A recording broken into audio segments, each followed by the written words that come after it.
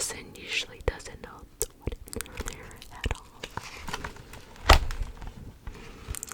From the moment the sun first peeked through the window in the morning to the time she pulled a warm quilt over her head at night, of course, what ifs followed her every move.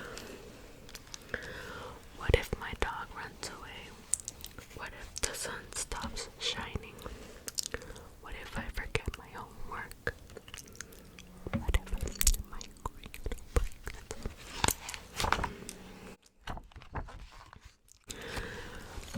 Many people think about their what ifs for a moment or two, but can briskly brush them off. Cora, though, could not.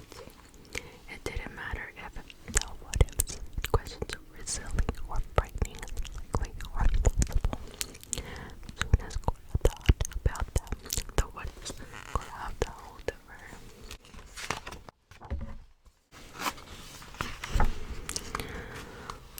One week, Cora had more what ifs than usual. Her piano recital was just days away. Even though she had practiced and perfected her song, the what if starting creeping in. What if my fingers shake? Cora questioned on Monday. What if I make a mistake? Cora wondered on Tuesday. What if nobody comes? She thought on Wednesday. What if too many people come? She worried on Thursday. By the day of her recital, the weight of the what ifs felt unbearable.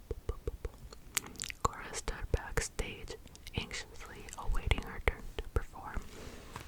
The longer she waited, the more what ifs appeared, each one grabbing hold and weighing her down more than the last.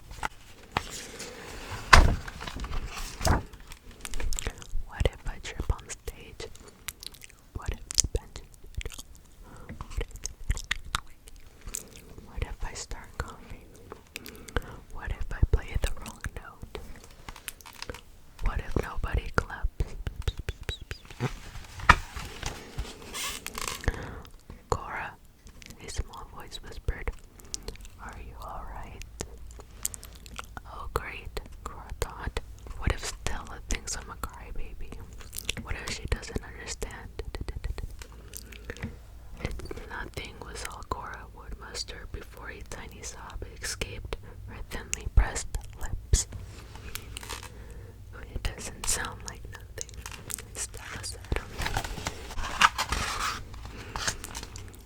Cora took a deep breath and said in a hushed voice,